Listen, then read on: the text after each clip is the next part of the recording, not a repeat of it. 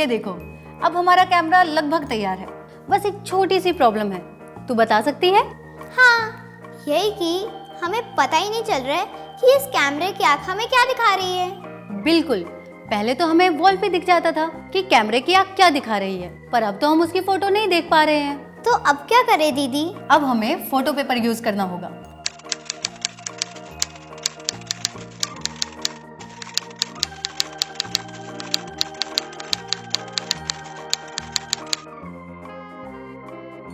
अब मैं इस डब्बे के होल के अपोजिट वाली साइड फोटो पेपर लगा दूंगी।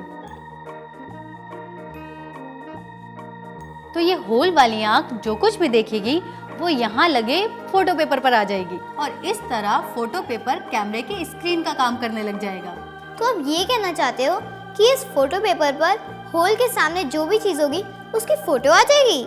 हाँ, अगर हम थोड़ा केयरफुल रहें तो। केयरफुल मतलब ऐसा करने में कोई रिस्क है क्या? रिस्क ये है कि फोटो पेपर पर कोई लाइट नहीं पड़नी चाहिए, क्योंकि लाइट पड़ने पर फोटो पेपर खराब हो जाता है। तो फिर आप फोटो पेपर कैसे लगाओगे? मैं इस बॉक्स को पूरी तरीके से क्लोज कर दूंगी और फिर मैं इसे एक डार्क रूम में ले जाकर फोटो पेपर लगा दूंगी। उसके बाद मैं इस बॉक्स को फिर से क्लोज कर दूंगी और डार्क रूम से बाहर आ जाऊंगी।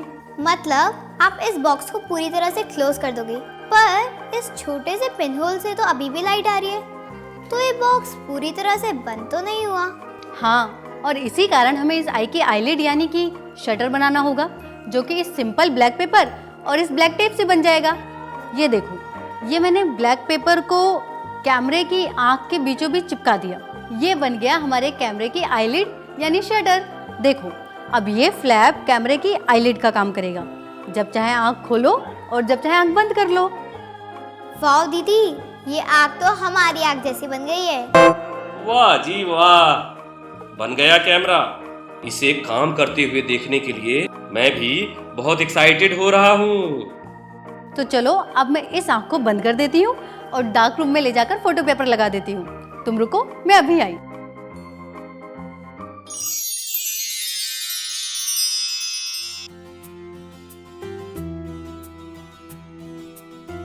ये देखो, हमारा कैमरा तैयार है, बस फोटो लेने की देर है। वाह दीदी, ये तो बहुत एक्साइटिंग है।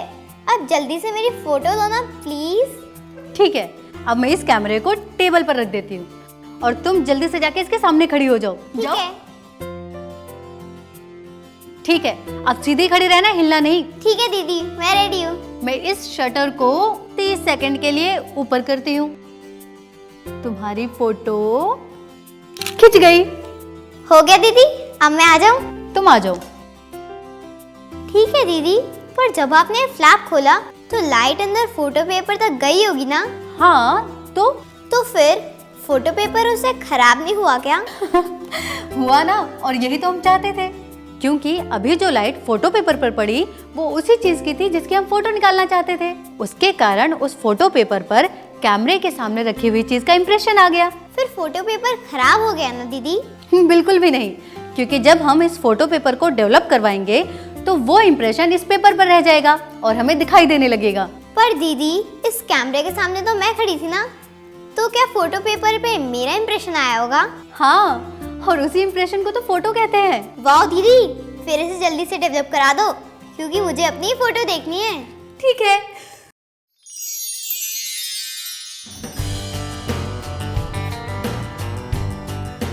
अरे दीदी, आप आ गई?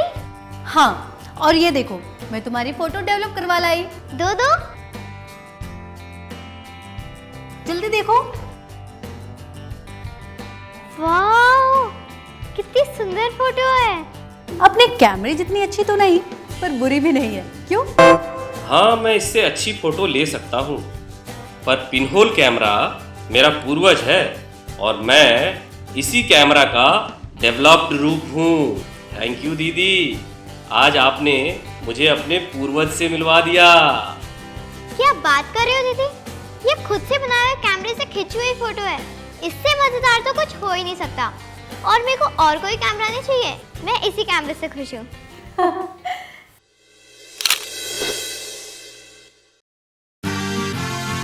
Madam Curious